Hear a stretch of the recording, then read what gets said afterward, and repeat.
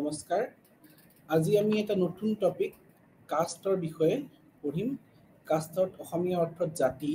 এতিয়া জাতিনো কি, তাৰ বৈশিষ্ট্যনো কি আৰু জাতিৰ আমাৰ সমাজত কি প্ৰভাৱ আছে তাৰ বিষয়ে জানি লওঁ। এতিয়া আমি প্ৰথমতে জাতিনো কি হয় তাৰ বিষয়ে জানো আহক। জাতি আচলতে আমি যদি ক'বলৈ যাওঁ পৰম্পৰাগত সামাজিক শ্ৰেণীত এটা স্তৰ বুলি ক'ব পাৰোঁ, যাৰ জৰিয়তে হিন্দু সমাজত মানুহসকলক বিভিন্ন স্তৰত বিভক্ত কৰা হয়। জাতি হৈছে সামাজিক স্তৰকৰণৰ এক প্ৰণালী। ই ভাৰতীয় সমাজৰ শিপাৰ অৱস্থিত আকাৰ। ইয়াত জন্ম অনুসৰি ৰেংকিং অন্তৰ্ভুক্ত থাকে আৰু এজনৰ জীৱিকা নিৰ্ধাৰণ কৰে। যেতিয়া এজন ব্যক্তিয়ে এটা পাৰ্টিকুলাৰ কাষ্টত জন্মগ্ৰহণ কৰে জাতিত, তেতিয়া তেওঁ নিজে নিজে সেই জাতিটোৰ সদস্য হৈ পৰে আৰু সেই জাতিটোৰে তেওঁ জীৱিকা নিৰ্ধাৰণ কৰে আৰু বিশেষ কিছুমান নিয়মৰ জৰিয়তে তেওঁ সেই জাতিত থাকিব লাগিলে তেওঁ কিছুমান বিশেষ নিয়ম পালন কৰিব লাগিব আৰু সেই নিয়মৰ মূল্যবোধে তেওঁক সেই জাতিৰ সদস্যৰ পদ দিব। তাৰ লগতে এজনৰ জীৱিকাও নিৰ্ধাৰণ কৰে জাতিয়ে। কোনটো জীৱিকা কৰিব সেই জাতি নিৰ্ধাৰণ কৰে। বিবাহ আৰু সামাজিক সম্পৰ্ক, নিয়ম, মূল্যবোধ আৰু এক নিৰ্ধাৰিত নিয়ম আছে জাতিৰ ভিতৰত, য'ত সামাজিক আচৰণ নিয়ন্ত্ৰণ কৰে। ব্যক্তিসকলৰ সামাজিক আচৰণ নিয়ন্ত্ৰণ কৰাত জাতিৰ বিশেষ ভূমিকা আছে। জাতিৰ ভিতৰত থাকি পেলাই বিশেষ আচৰণ নিয়ন্ত্ৰণ কৰাটো জাতিৰ এক গুৰুত্বপূৰ্ণ ভূমিকা বুলি আমি ক'ব পাৰোঁ। জাতি শব্দ অৰ্থ উৎপত্তি হৈছে স্পেনিছ শব্দ কাষ্টা। তাৰ অৰ্থ হৈছে জাতি বা বংশানুক্ৰমৰ এক জটিল গুণাগুণ। পৰ্তুগীজসকলে এই শব্দটো ভাৰতৰ মানুহ শ্ৰেণীত প্ৰয়োগ কৰিছিল, যাক জাতি নামে জনা যায়। ইংৰাজী শব্দ জাতি হৈছে মূল শব্দৰ এক সমন্বয়। জাতি শব্দ সংজ্ঞা মূলতঃ জনা পৰা উদ্ভৱ হৈছে, যাৰ অৰ্থ হৈছে জন্ম লোৱা। যেতিয়া জাতিত অৰ্থ যেতিয়া এটা বিশেষ জাতিত জন্মগ্ৰহণ কৰে ব্যক্তিয়ে, সেই জাতিৰ সদস্য হৈ যায়। সেয়েহে জাতিৰ অৰ্থ হৈছে এটা গোট যি জন্মৰ ওপৰত আধাৰিত। যেতিয়া এটা গোট জন্মৰ ওপৰত আধাৰিত হ'ব তাকে আমি জাতি বুলি ক'ব পাৰোঁ। এতিয়া জাতিৰ বিষয়ে বিভিন্ন ধৰণে বিভিন্ন সংজ্ঞা দিছে নাইবা ডেফিনেশ্যন দিছে, আমি সেইখিনিসমূহ জানি লওঁ। এতিয়া হাৰ্বাৰ্ট ৰিছলিয়ে কি কৈছে, জাতি হৈছে এক উমৈহতীয়া নাম থকা পৰিয়াল বা পৰিয়ালৰ গোটৰ এক সংগ্ৰহ, যি পৌৰাণিক পূৰ্বপুৰুষ মানৱ বা ঐশ্বৰিক বা এক উমৈহতীয়া অৱতৰণ দাবী কৰে, এক বংশানুক্ৰম অৱতৰণ অনুসৰণ কৰাৰ দাবী, আৰু যিসকলে এক সমগোত্ৰীয় সমন্বয় গঠন কৰা বুলি মত দিবলৈ সক্ষম হয় তেওঁলোককে জাতি বুলি কৈছে। তেওঁ কৈছে যেতিয়া তেওঁলোকৰ মাজত কমন ডিচেণ্ট থাকিব আৰু যেতিয়া তেওঁলোকে এটা নিৰ্দিষ্ট তেওঁলোকৰ পিতৃপুৰুষ থাকিব নাইবা তেওঁলোকে যেতিয়া তেওঁলোকৰ এটা নিৰ্দিষ্ট নাম থাকিব, তাকে তেওঁ ৰিছলিৰ মতে সেইটোকে জাতি বুলি কৈছে। তাৰ পিছত কুলিয়ে কি কৈছে, যেতিয়া শ্ৰেণী এটা কিছুমান কঠোৰভাৱে নিয়ম কিছুমান থাকিব নাইবা বংশানুক্ৰমৰ নিয়ম থাকিব, তেতিয়া আমি সেইসমূহকে আমি জাতি বুলি ক'ব পাৰোঁ। এতিয়া তাৰ লগতে মেকগাইভাৰে কি কৈছে, যেতিয়া স্থিতি সম্পূৰ্ণৰূপে পূৰ্ব নিৰ্ধাৰিত হয়, যাতে পুৰুষসকলে ইয়াক সলনি কৰি কোনো আশা নাই নকৰাকৈ তেওঁ গ্ৰুপত জন্মগ্ৰহণ কৰে, তেতিয়া সেই শ্ৰেণীক জাতি বুলি আমি ৰূপ লওঁ। যেতিয়া তেওঁ সেই বিশেষ গোটটোত জন্মগ্ৰহণ কৰিব আৰু তেতিয়া সেই গোটটোৰ পৰা তেওঁ কেতিয়াও সেইটো সলনি কৰিব নোৱাৰে, আৰু যেতিয়া কঠোৰভাৱে পূৰ্ব নিৰ্ধাৰিত তেওঁ সেই গোটত জন্মগ্ৰহণ কৰাৰ পিছত তেওঁ পূৰ্ব নিৰ্ধাৰিত তেওঁ যিটো তেওঁৰ ক্লাছ থাকিব তেওঁ সেইটো নিজে নিজে পাই যাব আৰু সেইটো তেওঁ কেতিয়াও সলনি কৰিব নোৱাৰে। সেইকাৰণে যেতিয়া এটা জাতিত জন্মগ্ৰহণ কৰে সেই জাতিৰ পৰা কেতিয়াও ওলাই যাব নোৱাৰে, সেই জাতিতে তেওঁৰ মৃত্যু হ'ব। তাৰপিছত আমি তাৰ লগতে গ্ৰীনেও কিছুমান ডেফিনেশ্যন দিছে। তেওঁৰ মতে কৈছে জাতি হৈছে এক স্তৰকৰণৰ এক প্ৰণালী, য'ত গতিশীলতা স্থিতিৰ জখলাৰ ওপৰত আৰু তলত অন্তৰ আদৰ্শৰভাৱে ঘটিব নোৱাৰে। ইয়াত এনেকুৱা এটা প্ৰণালী কৈছে য'ত তেওঁ সেই জখলাৰ নিচিনাকে তেওঁ বগাই যাব নোৱাৰে, ওপৰলৈ যাব নোৱাৰে, গতিশীলতা অন্তত নাথাকে। তেওঁ যেতিয়া সেই বিশেষ জাতিটোত জন্মগ্ৰহণ কৰিব সেই জাতিৰ ভিতৰতে তেওঁ থাকিব লাগিব। তাৰপিছত শ্ৰীনিবাসে কি কৈছে, শ্ৰীনিবাসে কৈছে কি সমাজ বিজ্ঞানে জাতিক বংশানুক্ৰমৰ এণ্ডোগেমাছ সাধাৰণতে স্থানীয় গোট হিচাপে সংজ্ঞা দিছে, যাৰ এক জীৱিকাৰ সৈতে পৰম্পৰাগত সম্পৰ্ক আছে। তেওঁ কৈছে কি যেতিয়া এটা গোটৰ জীৱিকাৰ লগত সম্পৰ্ক থাকিব, বিশেষ কোনো জীৱিকাৰ লগত যেতিয়া এটা গোটৰ সম্বন্ধ থাকিব, সেইটোকে তেওঁ জাতি বুলি কৈছে। তেওঁ লগতে কৈছে যে জাতিৰ স্থানীয় শ্ৰেণী এক নিৰ্দিষ্ট স্থিতি থাকে জাতিৰ মাজত সম্পৰ্ক অন্য বিষয়ৰ লগতে প্ৰদূষণ আৰু বিশুদ্ধতাৰ ধাৰণাটোৰ লগত আছে concept of pollution and purity বিশুদ্ধতা আৰু প্ৰদূষণৰ তেওঁৰ সেইটো কনসেপ্টটো জাতিৰ মাজত আছে আৰু সেই দুটাই কনসেপ্টে কিন্তু জাতিক বহু পৰিমাণে নিয়ন্ত্ৰণ কৰে বুলি আমি ক'ব পাৰো কাৰণ জাতিৰ সেই গোটেইখিনি আমি কনসেপ্টখিনি চাব লাগিব যেতিয়া concept of purity and pollution আহি যায় তেতিয়া একটা নিৰ্দিষ্ট তেওঁলোকৰ অকুপেশ্যন থাকিব যেতিয়া তেওঁ এটা ক্ৰমান্বয়ে এটা বংশগতভাৱে তেওঁ যেতিয়া কিছুমান নিয়ম ফলো কৰিব আৰু লগতে যেতিয়া তেওঁ এটা পূৰ্ব নিৰ্ধাৰিত তেওঁৰ পূৰ্বপুৰুষৰ জৰিয়তে তেওঁ সেই পূৰ্বপুৰুষক তেওঁ কমন এনচেষ্টাৰক তেওঁ নিজৰ গুৰু হিচাপে মানি চলিব আৰু সেই গ্ৰুপত যেতিয়া তেওঁ কিছুমান নিয়মৰ মাজেৰে চলিব লাগিব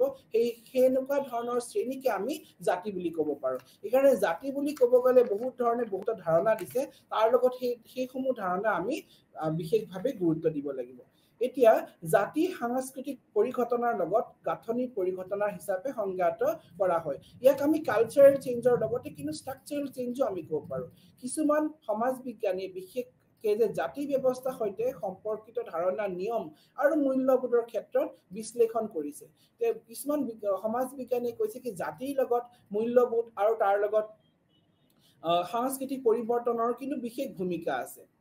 জাতিয়ে ভালদৰে বুজি পায় আৰু সেই যেতিয়া আমি সাংস্কৃতিক পৰিঘটনা আৰু আমি যদি সেই সম্পৰ্কৰ মূল্যবোধৰ বিষয়ে যদি আমি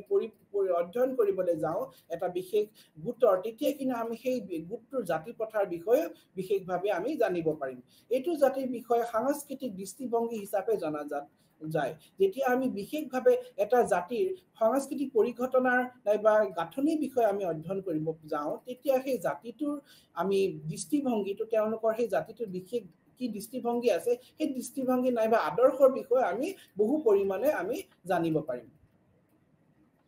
তাৰ লগত আমি এটোও জানো কি জাতিৰ স্তৰকৰণৰ প্ৰণালী গঠন কৰে আৰু সেয়েহে সমাজৰ অন্য প্ৰকাৰৰ স্তৰকৰণৰ সৈতে চিৰকালৰ বাবে সম্বন্ধ থকা বুলি আমি ধৰিব পাৰো কাৰণ কি জাতিয়ে যিহেতু তেওঁ জাতিৰ এটা বিশেষ ষ্ট্ৰাটা থাকে এটা লেয়াৰ থাকে সেই লেয়াৰসমূহ অন্য আমাৰ সমাজৰ অন্য ষ্ট্ৰাটাৰ লগত বিশেষভাৱে সম্বন্ধ আছে আৰু এই সম্বন্ধ চিৰকালৰ বাবে থাকি যায় কাৰণ কি সেই যেতিয়াই সেই জাতিৰ কিছুমান বিশেষ সংস্কৃতি প্ৰত্যেক সমাজৰ লগত জড়িত হৈ আছে আৰু সেই সমাজে কিন্তু সংস্কৃতি জাতি সমাজৰ এক বিশেষ অংগ হিচাপে গঢ়ি লৈছে ভাৰতীয় জাতিৰ ব্যৱস্থা দুই প্ৰধান গোট বিভক্ত কৰিব পাৰি সাধাৰণতে বংশৰ দ্বাৰা জাতি গঠন আৰু সাধাৰণ জীৱিকাৰ দ্বাৰা জাতি গঠন আমি ভাৰতীয় সমাজৰ কথা যেতিয়াই কওঁ তেতিয়া ভাৰতীয় সমাজত জাতি প্ৰথা দুটা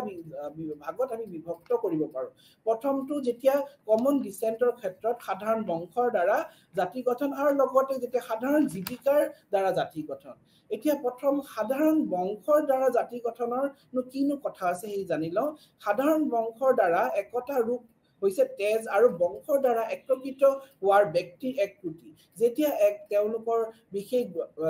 গোটসমূহৰ মাজত যেতিয়া তেওঁলোকৰ এক বংশ থাকিব নাইবা তেওঁলোকে যেতিয়া বংশৰ দ্বাৰা যাতে মানে তেজৰ সম্পৰ্ক যেতিয়া থাকিব তেতিয়া হেনে গোটক আমি বংশৰ দ্বাৰা জাতি বুলি আমি ক'ব পাৰো তাৰ লগতে কিছুমান এনেকুৱাও আছে যিসমূহ সাধাৰণ জীৱিকাৰ লগত কিছুমান জাতিও গোট ফৰ্মেশ্যন হৈছে সেই জাতিনো কি হয় সেই জাতি উমৈহতীয়া জীৱিকাৰ দ্বাৰা এক জাতি ৰচনা বিভিন্ন পৰম্পৰা আৰু ঐতিহ্যৰ সৈতে বিভিন্ন পৈতৃক গোট গঠন হৈছে হ'ব পাৰে এনে প্ৰকাৰৰ উমৈহতীয়া বংশানুক্ৰমিক জীৱিকাৰ দ্বাৰা একেলগে আকৰ্ষিত হ'ব পাৰে যেতিয়া বিশেষ কোনো জীৱিকাৰ লগত যেতিয়া এটা বিশেষ গোট সম্পৰ্ক থাকিব তেনে হেনুকা গোটক আমি জাতিৰ ভাগত আমি বিভক্ত কৰিব পাৰিম কেতিয়া অকুপেশ্যনৰ জৰিয়তে যেতিয়া তেওঁলোকৰ বিশেষ কিছুমান জীৱিকাৰ লগত তেওঁলোকে সম্পৰ্ক থাকিব যেতিয়া এক বিশেষ গোট এটা বিশেষ ধৰণৰ জীৱিকাৰ লগতে তেওঁলোকে সম্পৰ্ক আছে তেতিয়া সেই বিশেষ গোটটোক আমি জীৱিকাৰ ভাগত বিভক্ত কৰিম আৰু এটা গোট আছে যোনটো আমি ক'লো যে যেতিয়া আমি একোটা নিৰ্দিষ্ট সাধাৰণ বংশৰ দ্বাৰা ভাগ কৰিম তেতিয়া হেনেকা আমি বংশৰ দ্বাৰা যেতিয়া আমি ভাগ কৰিম তেতিয়া এটা বেলেগ ধৰণৰ গোট হ'ব আৰু যেতিয়া আমি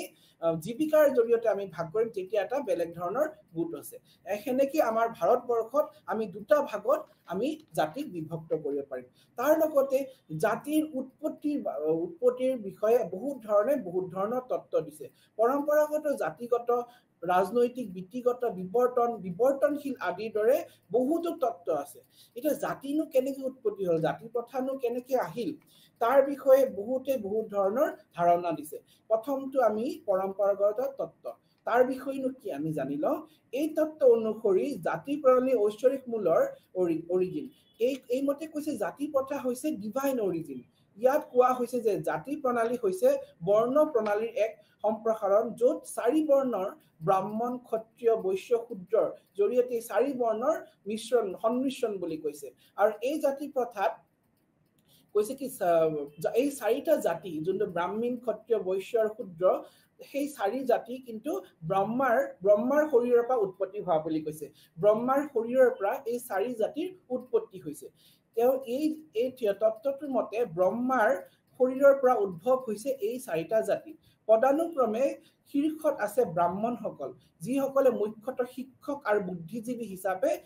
তেওঁলোকে নিয়োগ কৰা হৈছে ব্ৰহ্মাৰ মূৰৰ পৰা ব্ৰাহ্মণসকল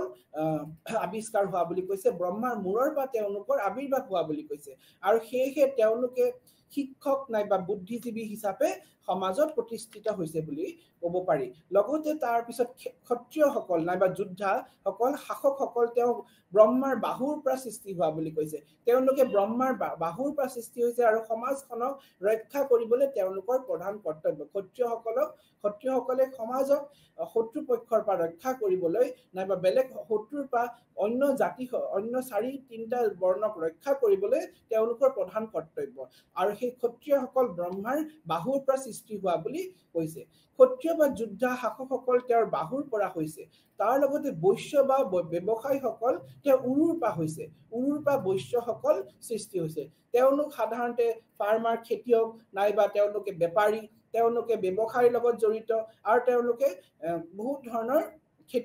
খেতি কৰ্মৰ লগতো জড়িত আছে তাৰ তলত একেবাৰে তলৰ আছিল ব্ৰহ্মাৰ ভৰিৰ পৰা অহা শূদ্ৰসকল ব্ৰহ্মাৰ ভৰিৰ পৰা হৈছে মুখখনৰ প্ৰচাৰ শিক্ষা আদিৰ বাবে ইয়াৰ ব্যৱহাৰ কৰা সূচায় ব্ৰহ্মাৰ মুখখনৰ পৰা যিহেতু ব্ৰাহ্মণসকল সৃষ্টি হৈছে মূৰৰ পৰা হৈছে এই কাৰণে এই ব্ৰাহ্মণসকলে সাধাৰণতে শিক্ষাৰ লগত তেওঁলোকে জড়িত আছে বাহু সুৰক্ষাৰ লগত বাহু যিহেতু ক্ষত্ৰিয়সকলে বাহুৰ পৰা হৈছে সেইকাৰণে বাহু সুৰক্ষাৰ কাৰণে তেওঁলোক নিয়োগ কৰা হৈছে ভৰিৰ পৰা হৈছে একেবাৰে বৈশ্যসকল ব্যৱসায়ৰ লগত জড়িত এনেকে শূদ্ৰসকলকে ভৰিৰ পৰা হৈছে এই কাৰণে ভৰিখন যেনেকে গোটেই কেইটা আমাৰ বডিটোক সাপোৰ্ট কৰিবলৈ সহায় কৰে সেই কাৰণে ইন দা সেম ওয়ে শূদ্ৰসকলে অন্য 3টা বৰ্ণক সহায় কৰে নাইবা সেই 3টা বৰ্ণৰ তেওঁলোকে সহায় কৰে নাইবা সেইটোৱে তেওঁলোকৰ কৰ্তব্য সেৱক হিচাপে আমি ক'ব পাৰো শূদ্ৰসকলে এই 3টা বৰ্ণৰ সহায়ক হিচাপে কাম কৰে এই 4টা বৰ্ণৰ মাজত কিন্তু আমি ব্ৰাহ্মণসকলকে উচ্চ স্থান দিব পাৰো তাৰ পিছত আহিলে আমি এই 3টা বৰ্ণৰ মাজতো কিন্তু বহুত ডিফাৰেন্স আছে বহুতখিনি পাৰ্থক্য আছে সাংস্কৃতিক ফালেও যদি চাবলৈ যাওঁ নাই বা যদি আমি বহুত ডিটেইলছ ষ্টাডি কৰোঁ তেতিয়া দেখিম কি এই প্ৰত্যেক 3টা মেইন 3টা যোনটো আছে ওপৰৰ ব্ৰাহ্মণ ক্ষত্ৰিয় বৈশ্য শূদ্ৰ সেই তাৰ মাজতো কিন্তু বহুতখিনি আমি স্তৰকৰণত দেখা পাওঁ তাৰ মাজতো বহুতখিনি পাৰ্থক্য আছে অন্তৰ্বিবাহ আৰু বহুবিবাহৰ উপজাতিৰ জৰিয়তে কিন্তু সেই বৰ্ণৰ কেটাৰ ভিতৰত যেতিয়া অন্তৰ্বিবাহ হ'ব তেতিয়া কিন্তু বহুকেইটা উপজাতিৰ সৃষ্টি হৈছে এই সাবকাষ্টসমূহ কিন্তু এই যে 4টা বৰ্ণৰ মাজত যেতিয়া তেওঁলোকৰ মাজত অন্তৰ্বিবাহ হ'ব তেতিয়া কিন্তু ক্ষুদ্ৰ উপজাতিৰো সৃষ্টি হৈছে আৰু এই 4টা বৰ্ণৰ মাজত আজি বৰ্তমান সময়ত বহুত ধৰণৰ আমি ইন্টাৰমেৰিজেস দেখিছো এতিয়া হেতু কাষ্ট সিস্টেমৰ যোনটো ৰিজিডিটি হেতু আমি ক্ৰমান্বয়ে কিন্তু কম দেখিছো এই তত্ত্বৰ প্ৰয়াসকলৰ তেওঁলোকৰ মাজত আমি এই যে তত্ত্বটো দিছে এই যে ব্ৰাহ্মণ ক্ষত্ৰিয় বৈশ্য শূদ্ৰ এই যে আমি তত্ত্বসমূহ পাইছো এই তত্ত্বৰ কিহৰ আধাৰত হৈছে মনুস্মৃতি ঋগবেদৰ আধাৰত কিন্তু উদ্ভৱ হৈছে এই যে ব্ৰাহ্মণসকল ইয়াৰ পৰা আহিছে বুলি কৈছে ক্ষত্ৰিয়সকল ইয়াৰ পৰা হৈছে বৈশ্যসকল ইয়াৰ পৰা আহিছে শূদ্ৰসকল যে বৰিৰ পৰা আহিছে এই তত্ত্বসমূহ কিন্তু আমি মনুস্মৃতি লগতে ঋগবেদত কিন্তু উল্লেখ কৰা আছে নেক্সট যোনটো আমাৰ তত্ত্ব এই তত্ত্বটো আমাৰ জাতিগত তত্ত্ব জাতিৰ বাবে সাংস্কৃতিক শব্দ বৰ্ণৰ যাৰ অৰ্থ হৈছে ৰং চতুৰ্বৰ্ণৰ প্ৰণালীৰ ভাৰতীয় সমাজত জাতিগত স্তৰকৰণৰ উৎপত্তি হৈছে জাতিগত স্তৰকৰণৰ ক্ষেত্ৰত কিন্তু ভাৰতীয় সমাজত আমি যদি চাবলৈ যাওঁ জাতিৰ ভিত্তিত হৈছে যেনে ব্ৰাহ্মণ ক্ষত্ৰিয় বৈশ্য আৰু শূদ্ৰ মজুমদাৰে তেওঁ কিতাপখনিত race and culture of India নামৰ কিতাপখনত তেওঁ লিখিছে যে ভাৰতৰ আৰ্যসকলৰ আগমনৰ পিছত জাতি ব্যৱস্থা ইয়াৰ জন্ম হৈছে যেতিয়া ভাৰতত আৰ্যসকল আহিল তেতিয়াৰ পৰা কিন্তু আমাৰ ভাৰতবৰ্ষত জাতি প্ৰথা আৰম্ভ হোৱা বুলি মজুমদাৰে তেওঁ কিতাপখনিত লিখিছে তেওঁ কৈছে কি ঋকবেদৰ লিটাৰেচাৰ সাহিত্যত আৰ্য আৰু অনাৰ্যসকলৰ মাজত বহুত পাৰ্থক্য আছে যেতিয়া আমি ঋকবেদ গ্ৰন্থখন সাহিত্যখন পঢ়িম তেতিয়া তাতে কিন্তু আৰ্য সমাজ আৰু অনাৰ্যসকলৰ মাজত যথেষ্ট পৰিমাণে পাৰ্থক্য থকা আমি কোৱা আছে তাতে কোৱা তেওঁলোকৰ অকল পাৰ্থক্য বৰণৰ ক্ষেত্ৰতে নহয় অকল তেওঁলোকৰ মানে আমি বৰণৰ ক্ষেত্ৰতে ক'ব নোৱাৰো এই পাৰ্থক্য তেওঁলোকৰ আচাৰ ধৰ্মীয় আচাৰ শাৰীৰিক বৈশিষ্ট্যৰ লগতে তেওঁলোকৰ কথা কোৱা তেওঁলোকৰ দৈনন্দিন জীৱনশৈলীৰ ভিত্তিতো কিন্তু যথেষ্ট পাৰ্থক্য আছে বৈদিক কালত প্ৰচলিত বৰ্ণ প্ৰণালীটো মুখ্যতঃ শ্ৰম আৰু জীৱিকাৰ বিভাজনৰ ওপৰত আধাৰিত আছিল যেতিয়া বৈদিক যুগত এই শ্ৰম প্ৰণালী কিন্তু আমাৰ মুখ্যতঃ জীৱিকাৰ ভিত্তিতহে বিভক্ত কৰা হৈছিল জীৱিকা যাৰ যি বৃত্তি সেই বৃত্তিৰ ভিতৰতে কিন্তু বৃত্তিৰ আধাৰতে কিন্তু আমি ভাগ কৰিছো যেনে ব্ৰাহ্মণসকলে পূজাৰ লগত ক্ষত্ৰিয়সকলে যুদ্ধৰ লগত বৈশ্যসকলে যেনেকে বেপাৰ বাণিজ্যৰ লগত আৰু শূদ্ৰসকল যেনেকে এই তিনিটা যোনটো ওপৰৰ কাষ্ট আছে সেই সমূহ কাষ্টক তেওঁ সেৱাৰ বাবে নিযুক্ত কৰা হৈছে তাৰ লগতে কিন্তু আৰু এটা আছে ফিফথ অৰ্ডাৰ ক্লাছ বুলি কয় সেইটো আমাৰ দলিতসকল তেওঁলোকক এই চাৰি বৰ্ণৰ বাহিৰত বুলি ধৰা হৈছে তাৰ লগত এই ব্ৰাহ্মণ ক্ষত্ৰিয় আৰু বৈশ্য নামৰ তিনিটা শ্ৰেণীৰ কথা সঘনাই কোৱা হৈছে এই তিনিটা শ্ৰেণীৰ কথা কিন্তু সঘনাই উল্লেখ কৰা হৈছে ব্ৰাহ্মণ আৰু ক্ষত্ৰিয়ৰ কবি পুৰোহিত আৰু যুদ্ধৰ প্ৰধান প্ৰতিনিধিত্ব কৰিছে বৈশ্যসকলে সাধাৰণ মানুহ আছিল আৰু চতুৰ্থ বৰ্ণৰ শ্ৰেণী শূদ্ৰৰ ঋকবেদত খুব কমহে তেওঁলোকৰ উল্লেখ পোৱা যায় ক্ষুদ্ৰ শ্ৰেণীৰ ঘৰুৱা সেৱকসকলৰ প্ৰতিনিধিত্ব কৰিছিল এই ক্ষুদ্ৰ শ্ৰেণীৰ যি সকল তেওঁলোকে ঘৰুৱা যি কাম কৰে তেওঁলোকৰ প্ৰতিনিধিত্ব কৰা বুলি উল্লেখ কৰা আছে ঋকবেদত তাৰ পিছতে আমি নেক্সট যোনটো তত্ত্ব সেইটো হ'ল ৰাজনৈতিক তত্ত্ব এতিয়া ৰাজনৈতিক তত্ত্বৰ জৰিয়তে কিন্তু জাতিৰ উৎপত্তি হোৱা বুলি আমি ধাৰণা কৰিছো এই তত্ত্ব অনুসৰি জাতি প্ৰণালী হৈছে ব্ৰাহ্মণসকলৰ আৱিষ্কাৰ কৰা এক চতুৰ সঁজুলি য'ত তেওঁলোকে নিজৰ সামাজিক উন্নতি সৰ্বোচ্চ জখলা ৰাখে যেতিয়া এই তত্ত্ব অনুযায়ী ব্ৰাহ্মণসকলে নিজে তেওঁলোকে ৰাজনৈতিক ক্ষেত্ৰত নিজৰ দখলত ৰাখিবলৈ তেওঁলোকে সেইটো আৱিষ্কাৰ কৰা বুলি কৈছে তেওঁলোকে যাতে সামাজিক যোনটো লেডাৰ আমাৰ সোশ্যাল লেডাৰ সেই কাষ্ট লেডাৰ যাতে তেওঁলোকে সামাজিক জখলাত যাতে তেওঁলোকে সদায় আগস্থান পাওক তাৰ বাবে তেওঁলোকে সেইটো জাতি প্ৰথাটো আৱিষ্কাৰ কৰিছে বুলি ধৰা হৈছে গুৰেৰ মতে জাতি হৈছে গংগাৰ দেশত থকা ভাৰতৰ আৰ্য সংস্কৃতিৰ এক ব্ৰাহ্মণ সংস্কৃতি আৰু পিছত ভাৰতৰ আন প্ৰান্তলৈ স্থানান্তৰ কৰা হৈছিল আনকি ব্ৰাহ্মণসকলে ৰজাৰ আধ্যাত্মিক যোগ্যতাৰ ধাৰণাটো পুৰোহিতৰ জৰিয়তে যোগ দিছিল যাতে দেশৰ শাসক সমৰ্থক লাভ কৰিব পাৰে এই তত্ত্ব অনুযায়ী যেতিয়া ব্ৰাহ্মণসকলে ৰজাৰ পুৰোহিত আৰু লগতে পৰামৰ্শদাতা হিচাপেও ব্ৰাহ্মণসকলে কাম কৰিছে আৰু তাৰ জৰিয়তে তেওঁলোকে যেতিয়া ৰাজনৈতিক দখলতা আহি গ'ল তেতিয়ালৈকে তেওঁ ব্ৰাহ্মণসকলে সমাজত যাতে তেওঁলোকে একদম শীৰ্ষ স্থানত বসবাস কৰিব পাৰে তাৰ বাবে তেওঁলোকে চতুৰ সঁজুলি প্ৰয়োগ কৰিছে জাতি প্ৰথা তেওঁলোকে সৃষ্টি কৰি তেওঁলোকে নিজৰ পজিশনটো যাতে সদায় ওপৰত ৰাখিব পাৰে তাৰ বাবে তেওঁলোকে ক্ৰিয়েট কৰা বুলি এইটো ধাৰণা কৰা হৈছে তাৰ নেক্সট তত্ত্ব আমি যদি অধ্যয়ন কৰো সেইটো হৈছে বৃত্তিগত তত্ত্ব এইটো বৃত্তিৰ লগত জড়িত আমি অকুপেশনাল থিওৰি বুলি আমি ক'ব পাৰো জাতিৰ পদানুক্ৰমৰ জীৱিকা অনুসৰি যিবোৰ বৃত্তি উন্নত বা সন্মানীয় বুলি গণ্য কৰা হৈছিল তেওঁলোকক সেইবোৰ সমাধান কৰা ব্যক্তিসকল লেটাৰ বৃত্তিক নিয়োগ কৰা হৈছিল এইটো ক্ষেত্ৰত যেতিয়া এজন ব্যক্তিয়ে তেওঁৰ জীৱিকাৰ ভিত্তিত যেতিয়া তেওঁ কাম কৰিব সেই জীৱিকাৰ ভিত্তিত যেতিয়া নিয়োগ কৰা হ'ব সেই জীৱিকাৰ ভিত্তিত সেই সমাজত সেনেকে স্থান দিয়া হয় তেওঁ যি জীৱিকা কৰিছে সেই জীৱিকাৰ আধাৰত তেওঁক সেই সমাজত স্থান দিয়া হয় যেনেকৈ কিছুমান জীৱিকা এনেকুৱা আছে সেই জীৱিকাসমূহ লেতেৰা বুলি ধৰা হয় তেতিয়া সেই লেতেৰা জীৱিকাৰ লগত যেতিয়া এক বিশেষ শ্ৰেণী জড়িত হৈ আছে তেতিয়া সেই বিশেষ শ্ৰেণীক কিন্তু তলৰ বুলি ধৰা হয় হেনেকে জীৱিকাৰ ভিত্তিত মানুহক বিভক্ত কৰা হৈছিল পূজা পাতলৰ লগত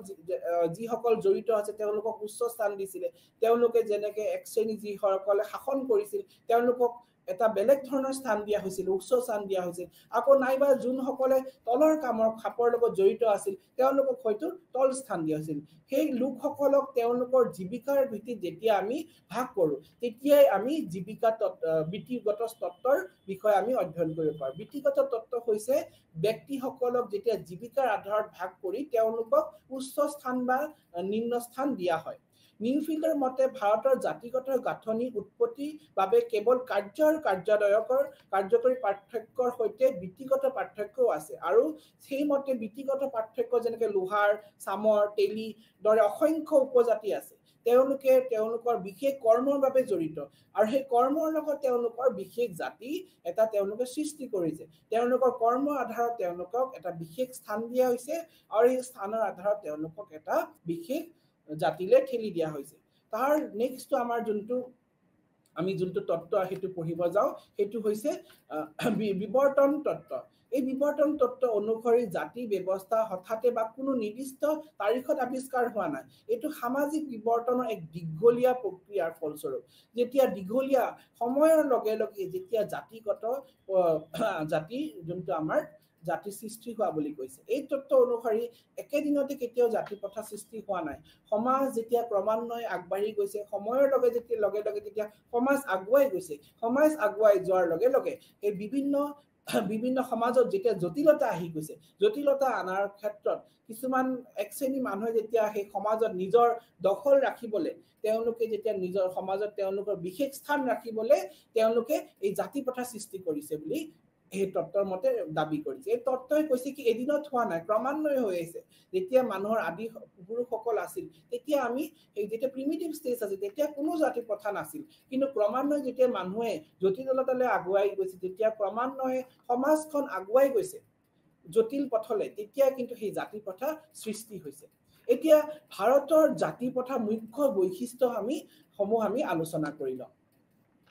এতিয়া ভাৰতৰ জাতি প্ৰথাৰ বিষয়ে যদি আমি আলোচনা কৰি যাওঁ এইটো অত্যন্ত জটিল এতিয়া প্ৰথমটোনো আমাৰ কি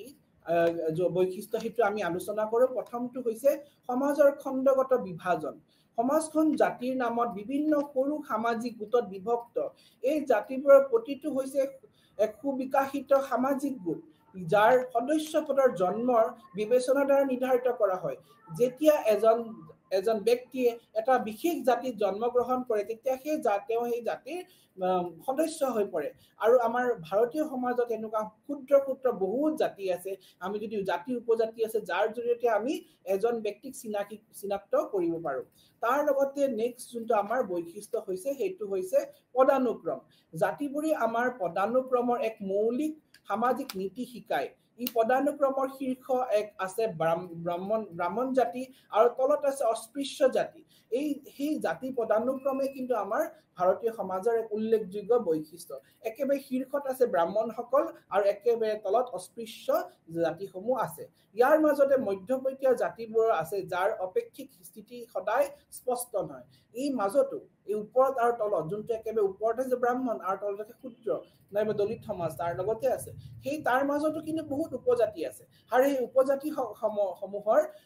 যথেষ্ট তাৰ মাজত তেওঁলোকৰ বৈশিষ্ট্য বেলেগ তাৰ নেক্সট যোনটো আমাৰ বৈশিষ্ট্য আমাৰ ভাৰতীয় জাতিৰ প্ৰণালীৰ সেইটো হৈছে এণ্ডোগেমি হৈছে জাতিৰ মুখ্য বৈশিষ্ট্য অৰ্থাৎ জাতি বা উপজাতিৰ সদস্যসকলে তেওঁলোকৰ নিজৰ জাতি বা উপজাতিৰ ভিতৰত বিবাহ কৰিব লাগে এইটো কনসেপ্টৰ মতে যেতিয়া প্ৰত্যেকটো জাতিয়ে তেওঁলোকৰ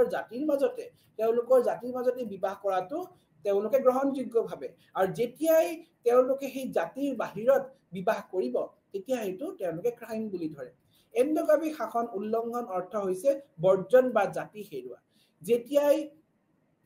এটা বিশেষ জাতিৰ সদস্যসকলে তেওঁলোকে যেতিয়া এই জাতিৰ বাহিৰত তেওঁলোকে বিবাহ কৰিব তেতিয়া তেওঁলোকে তাক তেওঁলোকে ইয়াৰ নিয়ম উলংঘন কৰা হ'ব অৱশ্যে হাইপাৰগেমি মহিলাসকলে বা উচ্চ বৰ্ণৰ সামাজিক স্থিতি কাৰোবাৰ বিয়া কৰাই দিয়া প্ৰথাও আছে হাইপোগেমিৰ লগতে নিম্ন সামাজিক স্থিতিৰ ব্যক্তিৰ সৈতে বিবাহ প্ৰচলিত আছে গোত্ৰ ৰক্ষা আৰু বহু গোত্ৰ প্ৰতিটো জাতি ৰক্ষণাবেক্ষণ কৰা হয় গোত্ৰৰ আধাৰত প্ৰতিটো জাতিক বিভিন্ন গোটত বিভক্ত কৰা হয় এটা গোত্ৰৰ সদস্যসকলে উমৈহতীয়া পূৰ্বপুৰুষ উত্তৰাধিকাৰী বুলি বিশ্বাস কৰা হয় সেয়ে একোটা গোত্ৰৰ ভিতৰত বিবাহ নিষিদ্ধ যিহেতু এটা গোত্ৰৰ মাজত একে গোত্ৰৰ মাজত বিবাহ প্ৰথা কেতিয়াও নহয় কাৰণ কি একে গোত্ৰৰ মাজত তেওঁলোকৰ ৰক্ত সম্বন্ধ থকা বুলি ধৰা হয় সেইকাৰণে একে গোত্ৰৰ মাজত কেতিয়াও বিবাহ প্ৰথা হ'ব নোৱাৰে গোত্ৰ বেলেগ হ'ব কিন্তু একে জাতিৰ মাজত হ'ব লাগিব সেইটো এটা উল্লেখযোগ্য বৈশিষ্ট্য যেতিয়াই সমাজৰ ব্যক্তিসকলে তেওঁলোকে যেতিয়া এই প্ৰথাটো তেওঁলোকে নামানে তেতিয়া হয়তো সমাজৰ পৰা বহিষ্কাৰ কৰি দিয়া এনেকুৱা প্ৰথা আমি উদাহৰণ দেখিছো নেক্সট যোনটো আমাৰ বৈশিষ্ট্য সেইটো হৈছে যেতিয়া আমি হেৰিডিটাৰী ষ্টেটাছ এণ্ড অকুপেশ্যন বংশগত স্থিতি বুলি আমি ক'ব পাৰোঁ ভাৰতলৈ যেতিয়া গ্ৰীক বহুত আক্ৰমণকাৰী আহিছিল যেতিয়া বাহিৰৰ পৰা মানুহসকল আহিছিল তেতিয়া তেওঁ দেখিছে কি ভাৰতীয় সমাজত জীৱিকাৰ আধাৰত আধাৰিত যে জীৱিকাৰ ভিত্তিতহে আমি কিন্তু তেওঁলোকৰ বংশগত স্থিতি নিৰ্ধাৰণ কৰোঁ তেওঁলোকে যি জীৱিকা কৰে সেই জীৱিকাৰ লগত তেওঁৰ একটা বিশেষ স্থান আছে সেইকাৰণে বাহিৰৰ বা মানুহসকলে আহি যে আমাৰ ভাৰতত দেখিছে কি আমাৰ ভাৰতবৰ্ষত জীৱিকাৰ আধাৰত কিন্তু আমি জাতি প্ৰথা সৃষ্টি কৰিছো তাৰ লগতে আমি জাতি প্ৰথাত এনেকুৱা কিছুমান দেখিছো কি জাতি প্ৰথাত খাদ্য আৰু পানীৰ ওপৰত কিছুমান প্ৰতিবন্ধকতা আছে কিছুমান ৰেষ্ট্ৰিকশন আছে যে খাদ্য আৰু পানী আমি সব জাতিৰ পৰা আমি গ্ৰহণ কৰিব নোৱাৰো কিছুমান বিশেষ জাতি আছে তাৰ পৰা উচ্চ জাতিসকলে কেতিয়াও গ্ৰহণ নকৰে খাদ্য হয়তো উচ্চ জাতিসকলে তেওঁলোকৰ পৰা নিজ জাতিসকলৰ পৰা খাদ্য গ্ৰহণ নকৰে সেইটো এটা জাতি প্ৰথাৰ কিন্তু একটা উল্লেখযোগ্য বৈশিষ্ট্য খাদ্য আৰু পানীৰ ওপৰত কিন্তু বহুত নিষেধাজ্ঞা আছে সাধাৰণতে এটা জাতি আন কোনো জাতিৰ পৰা ৰন্ধা খাদ্য গ্ৰহণ নকৰে তেওঁলোকে অন্য জাতিৰ পৰা ৰন্ধা খাদ্য তেওঁলোকে কেতিয়াও গ্ৰহণ নকৰে তেওঁলোকে অইন জাতিৰ পৰা ৰন্ধা খাদ্য সদায় বৰ্জন কৰে তেওঁলোকে ভাবে কি এই ৰন্ধা খাদ্য তেওঁলোকে গ্ৰহণ কৰিলে তেওঁলোকৰ হয়তো যোনটো সামাজিক ষ্টেটাছ আছে সেইটো হয়তো তললৈ যাব পাৰে ইকাৰণে তেওঁলোকে ৰন্ধা খাদ্য গ্ৰহণ নকৰে যি সামাজিক স্তৰত নিজতকৈ তেওঁলোকৰ তলত বসবাস কৰা লোকৰ পৰা যেতিয়া তেওঁলোকৰ সমাজত তেওঁলোকতকৈ তলত বসবাস কৰা লোকৰ পৰা তেওঁলোকে যদি খাদ্য গ্ৰহণ নকৰে কাৰণ কি তেওঁ ভাবে কি এই খাদ্য গ্ৰহণৰ লগত প্ৰদূষিত জড়িত আছে concept of pollution and purity জড়িত আছে বিশুদ্ধতা জড়িত আছে তেওঁলোকে কেতিয়াও উচ্চ জাতিসকলে তেওঁলোকে নিম্ন জাতিৰ পৰা খাদ্য গ্ৰহণ নকৰে এনেকুৱা ধৰণৰ কনসেপ্ট আমাৰ ভাৰতীয় জাতি সমাজত আছে খাদ্যৰ সৈতে সম্পৰ্কিত বিভিন্ন ধৰণৰ নিষেধাজ্ঞা আছে খাদ্য নিষিদ্ধক আমি কুকিং টেবু বুলিও আমি ক'ব পাৰো খোৱা নিষিদ্ধ যিয়ে আহৰণ অনুকৰণ কৰিব লাগে ৰীতি নীতি নিৰ্ধাৰণ কৰিব পাৰে আৰু সেই কিছুমান খাদ্যৰ প্ৰণালীৰ লগতো আমাৰ জড়িত আছে সব খাদ্য আমাৰ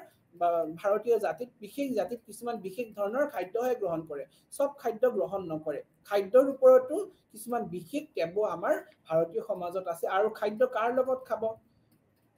কোনটো জাতিৰ বা খাদ্য গ্ৰহণ কৰিব তাৰ লগতো কিন্তু কিছুমান বিশেষ নিয়ম আছে অৱশেষত খাদ্যৰ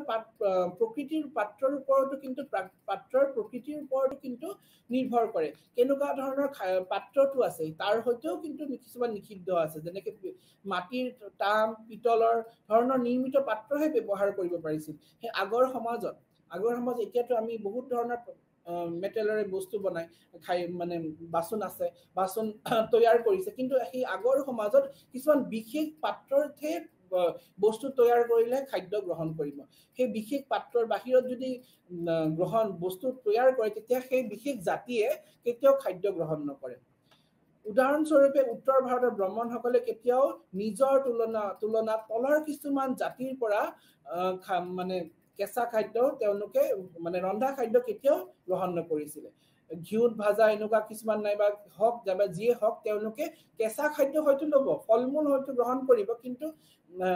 কেতিয়াও তেওঁলোকে ৰন্ধা খাদ্য কেতিয়াও গ্ৰহণ নকৰিছিল। ৰন্ধাটো তেওঁলোকে সদায় অস্পৃশ্য বুলি ভাবিছিল। সেনেকে কিছুমান এনেকুৱা আমি সমাজ দেখিছো তেওঁলোকে হয়তো কেঁচা খাদ্য দিলেও গ্ৰহণ নকৰিছিল। উচ্চ বৰ্ণক যদি নিম্ন বৰ্ণসকলে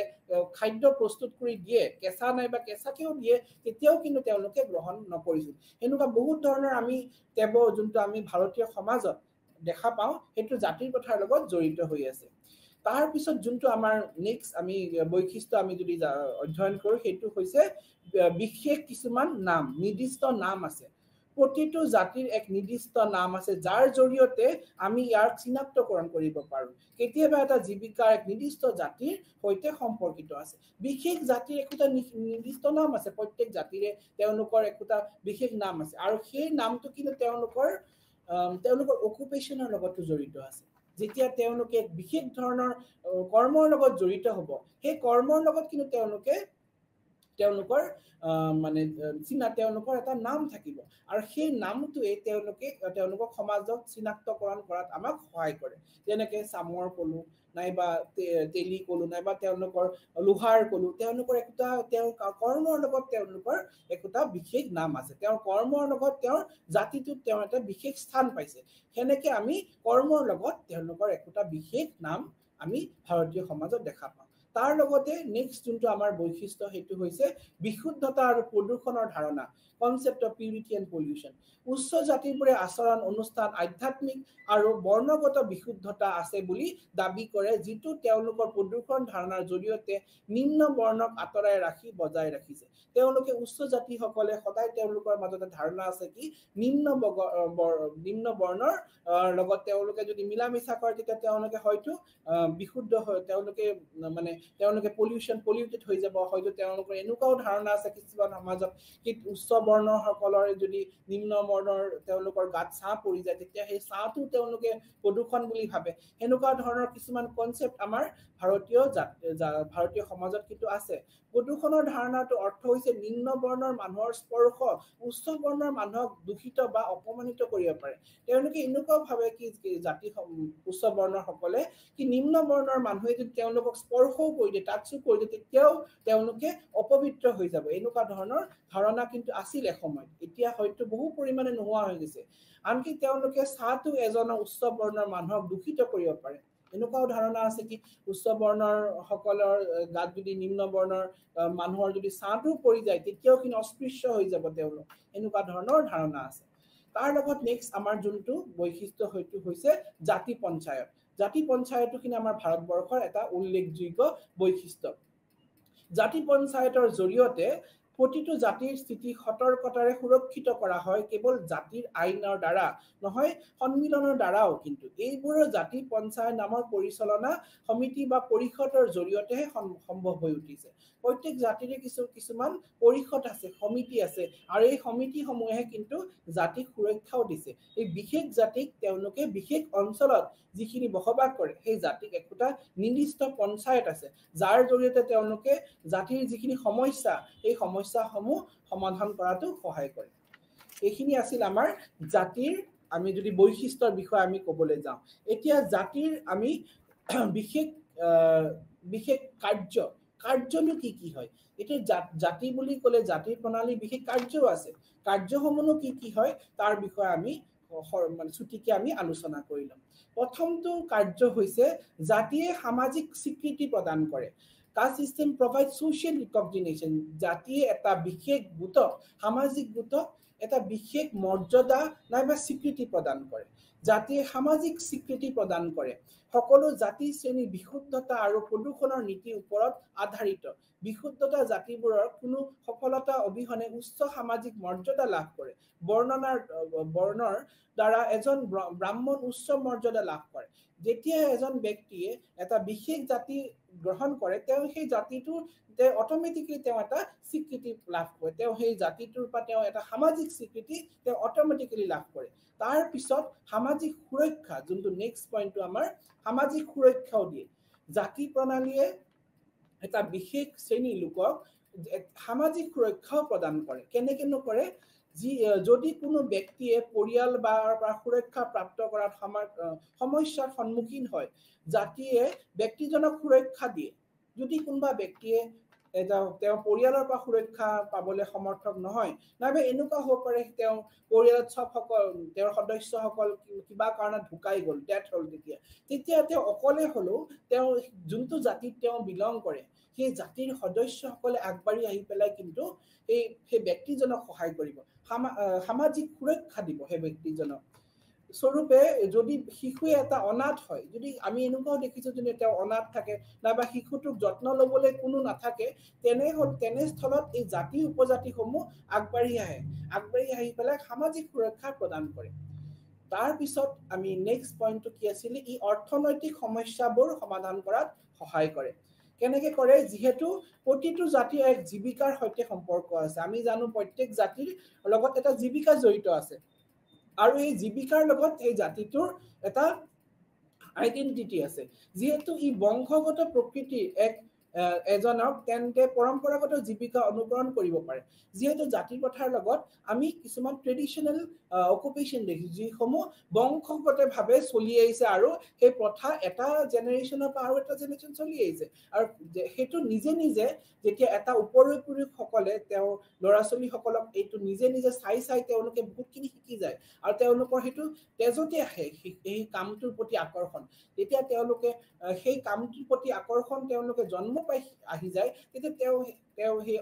অৰ্থনৈতিক যিখিনি ইকনমিকেলি যি প্ৰব্লেম হ'ব পাৰে হয়তো ফাইনেন্সিয়েল প্ৰব্লেমৰ পৰা তেওঁ নিজে দূৰ হৈ যায় কাৰণ কি তেওঁ এইটো সৰুৰ পৰাই দেখি আছে সেই কামৰ লগত হয়তো তেওঁৰ দেউতাক ককাক আজু ককাক হয়তো বংশক্ৰমে তেওঁলোকে নিযুক্ত হৈ আছে যেতিয়া সেই কামৰ প্ৰতি তেওঁ সৰুৰ পৰাই দেখি আছে তেওঁ নিজে সেই কামৰ প্ৰতি আগ্ৰহ আহি যাব সেইকাৰণে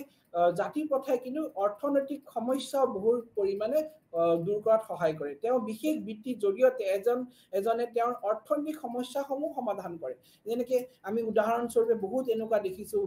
সামাজিক গোট যেনেকৈ বিশেষভাৱে তেওঁলোকে এটা কৰ্মত নিযুক্ত হৈছে আৰু সেই কৰ্মৰ জৰিয়তে তেওঁলোকে সমাজত নিজৰ স্থান প্ৰাপ্ত কৰিছে সেইকাৰণে আমি সেই বিষয়ে যদি অধ্যয়ন কৰোঁ দেখিম যে জাতি প্ৰণালী কিন্তু বহু পৰিমাণে কিন্তু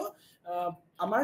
অৰ্থনৈতিক সমস্যা সমাধান কৰাত সহায় কৰিছে তাৰ লগতে সামাজিকৰণৰ ক্ষেত্ৰতো কিন্তু জাতি প্ৰথাই আমাক সহায় কৰিছে ইয়াৰ সদস্যসকলৰ আচৰণ নিয়ন্ত্ৰণ কৰিবলৈ প্ৰতিটো জাতিৰ নিজা নিয়ম থাকে সেই নিয়মৰ মাজেৰেহে কিন্তু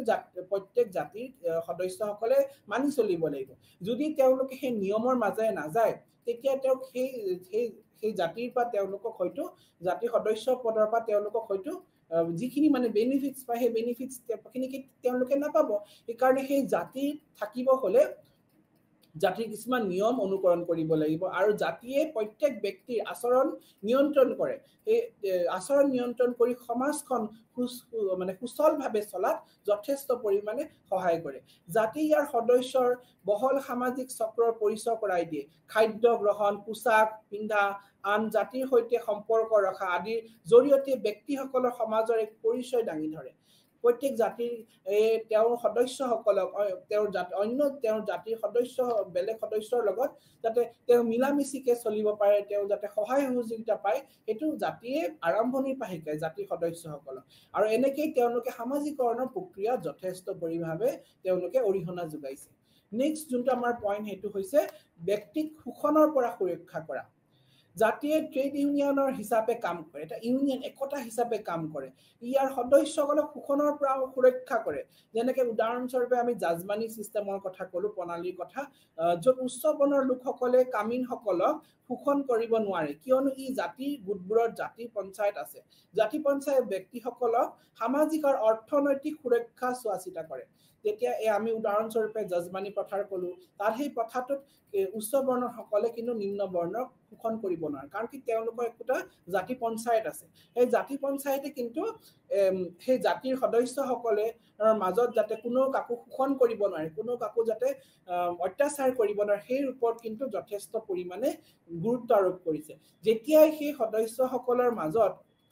এনেকুৱা ধৰণৰ শোষণ কাৰ্য চলিব তেতিয়াই কিন্তু এই জাতি পঞ্চায়তসকলে মাত দি উঠিব আৰু সেই সুৰক্ষা দিব বিশেষ জাতিটোক তাৰ পিছত আমি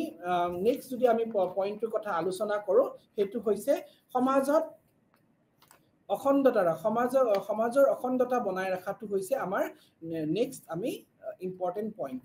জাতিয়ে সমাজৰ অখণ্ডতা সহায় কৰে। ই বিভিন্ন জাতি ধৰ্মৰ অঞ্চলৰ ব্যক্তিক গোট স্থান দিয়াৰ ক্ষমতা আছে আৰু এক সামাজিক সম্পৰ্ক গঠন কৰে। সমাজৰ বিভিন্ন ব্যক্তিসকলৰ মাজত সামাজিক সম্পৰ্ক বনাই ৰখাত সহায় কৰে। সেয়ে জাতি ব্যৱস্থাই সামাজিক অখণ্ডতা বজাই ৰখাৰ এক প্ৰণালী হিচাপে আমি ধৰিব পাৰোঁ। জাতিয়ে সমাজৰ যি